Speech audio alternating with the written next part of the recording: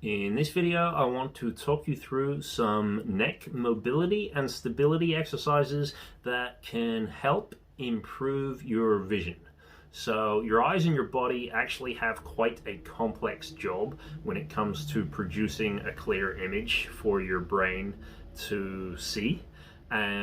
Your eyes, obviously, if they're moving around quite a lot, they are not going to be able to focus on any one spot for any length of time, and the image that we produce is therefore going to be blurry. Now, we have some reflexes between our neck and our eye muscles known as the vestibulo-colic reflex and the vestibulo-ocular reflex that help with this. The vestibulo-colic reflex, its job is to keep our neck strong and stable so that our head doesn't bounce around, so that when we're still, our eyes can hold and focus on one specific target without being shaken around.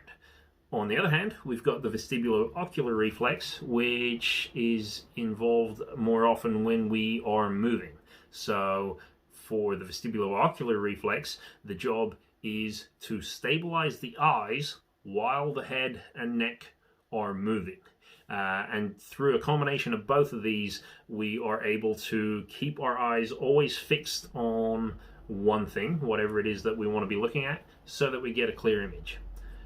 In order to train these, we're going to look at two different sets of exercise. So for the vestibulo-colic reflex, all we need to do is practice putting some tension into our neck while we are staring at a target. So you're going to fix your eyes on a target dead ahead of you.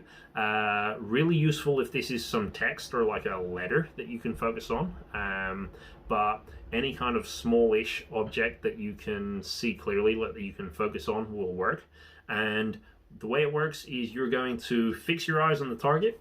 You're going to take both your hands behind your head and you're just going to press back nice and hard for around about between 10 seconds and 30 seconds is probably good. And really, I'm just pushing back with my head, resisting with my hands, so that my neck muscles at the back there are all firing into extension. I'm just trying to fire it over and over to tell them that's what they need to be doing. I'm focusing on the target to just remind my eyes that while my neck is staying still, my eyes should also be trying to focus on the target as well. Now, you can try this in all different directions with your head, so I can do the same thing with palms of my hands on the forehead, and again, looking at the text, pressing forwards. I can try it pushing to the side, pushing to the other side. If you want to make this more advanced, especially if you find yourself working in sports where your head might be in different positions, then you could also try this same reflex with your eyes in different positions in your head. Okay, so for example, pool players might find it useful when they line up the shot. Actually, their head is normally tucked in, their eyes are normally up. I would look up at a target above me, and just the same thing. So finding all the different positions, training my head to stabilize. So that's the vestibulo-colic reflex. Like I said, that's keeping your head still, stable, strong, so that your eyes can do their job, whatever it is they're trying to do. On the other hand, let's look at eye movement. So this works in much the same way. You're going to fix your eyes dead ahead on a target. Then all you're going to do is start playing with movement. Okay, now traditionally we would look at left and right, up and down, maybe even some diagonals. So moving my nose in a diagonal line back and forwards.